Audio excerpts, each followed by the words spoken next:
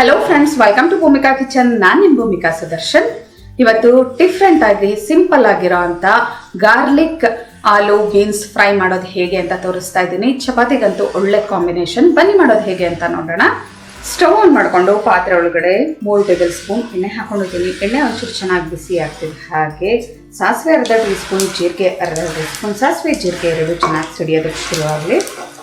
ಸಾಸಿವೆ ಜೀರಿಗೆ ಚೆನ್ನಾಗಿ ಸಿಡಿತಿದ್ದ ಹಾಗೆ 1 ರಿಂದ 1.5 ಟೇಬಲ್ ಸ್ಪೂನ್ ಅಷ್ಟು ಸಣ್ಣಕ್ಕೆ ಹೆಚ್ಚಿಕೊಂಡಿರುವಂಥ ಬೆಳ್ಳುಳ್ಳಿ ಒಳ್ಳೆ ಘಮ ಬರೋವರೆಗೂ ಫ್ರೈ ಮಾಡ್ಕೋಬೇಕು. ಬೆಳ್ಳುಳ್ಳಿದ ಹಸಿ ಘಮ ಹೋಗ್ತಿದೆ. ಹಾಗೆ ಸಣ್ಣಗೆ ಹೆಚ್ಕೊಂಡಿರುವಂಥ 1 ಈರುಳ್ಳಿ ಸಾಫ್ಟ್ ಆಗೋವರೆಗೂ ಫ್ರೈ ಮಾಡ್ಕೊಳ್ಳೋಣ. ಈರುಳ್ಳಿ ಸ್ವಲ್ಪ ಸಾಫ್ಟ್ ಆಗ್ತಿದೆ. ಹಾಗೆ ರುಚಿಗೆ ತಕ್ಕಷ್ಟು ಉಪ್ಪು, ಅರ್ಧ ಟೀ ಸ್ಪೂನ್ ಅರಿಶಿನ, 1 ಟೀ ಸ್ಪೂನ್ ಅಚ್ಚ ಪುಡಿ, ಇದೆಲ್ಲ ಹಾಕೊಂಡು ಒಂದ್ಸಲ ಚೆನ್ನಾಗಿ ಮಿಕ್ಸ್ ಮಾಡ್ಕೊಳ್ಳೋಣ.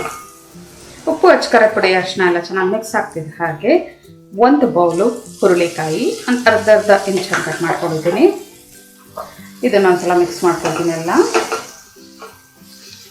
ಇವಾಗ ಜೊತೆಯಲ್ಲೇ ಮೇನ್ ಐಟಮ್ ಆಲೂಗೆಡ್ಡೆ, 1/4 kg ಆಲೂಗೆಡ್ಡೆನ ಸಿಪ್ಪೆ ಎಲ್ಲ ತೆಗೆದು ದಪ್ಪ ಕ್ಯೂಬ್ಸ್ಗಳ ಆಕಾರದಲ್ಲಿ ಕಟ್ ಮಾಡ್ಕೊಂಡಿದ್ದೀನಿ. ಆಲೂಗೆಡ್ಡೆ ಹಾಕೊಂಡು ಎಲ್ಲ ಚೆನ್ನಾಗಿ ಮಿಕ್ಸ್ ಮಾಡ್ಕೊಳ್ಳೋಣ.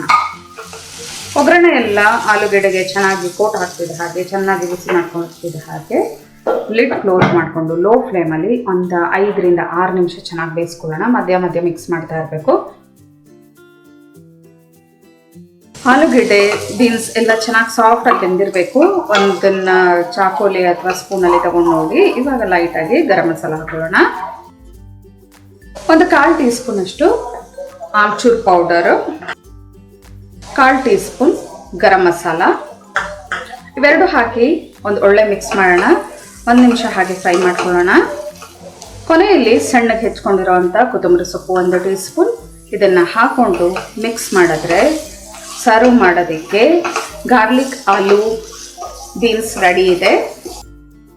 ಸ್ಟವ್ ಆಫ್ ಮಾಡ್ತಾ ಇದ್ದೀನಿ. ಬಿಸಿ ಬಿಸಿ ಗಾರ್ಲಿಕ್ ಆಲೂ ಬೀನ್ಸ್ ಫ್ರೈ ಸರ್ವ್ ಮಾಡೋದಕ್ಕೆ ರೆಡಿ ಇದೆ. ನೋಡಿದ್ರಲ್ಲ ಎಷ್ಟು ಸುಲಭವಾಗಿ, ಎಷ್ಟು ಈಸಿಯಾಗಿ ಮಾಡ್ಕೋಬೋದು ಅಂತ. ಮತ್ತೆ ಆಗ್ತಡ ನೀವು ಕೂಡ ಮಾಡಿ ಹೇಗಿದೆ ಅಂತ ನನಗೆ ಕಮೆಂಟ್ ಬಾಕ್ಸಲ್ಲಿ ತಿಳಿಸಿ. ಇವತ್ತಿನ ಈ ರೆಸಿಪಿ ಇಷ್ಟ ಆದರೆ ಲೈಕ್ ಮಾಡಿ, ಶೇರ್ ಮಾಡಿ. ಯಾರೆಲ್ಲ ಇನ್ನು ಭೂಮಿಕಾ ಕಿಚನ್ ಸಬ್ಸ್ಕ್ರೈಬ್ ಆಗಿಲ್ಲ ದಯವಿಟ್ಟು ಸಬ್ಸ್ಕ್ರೈಬ್ ಆಗಿ. Thanks for watching.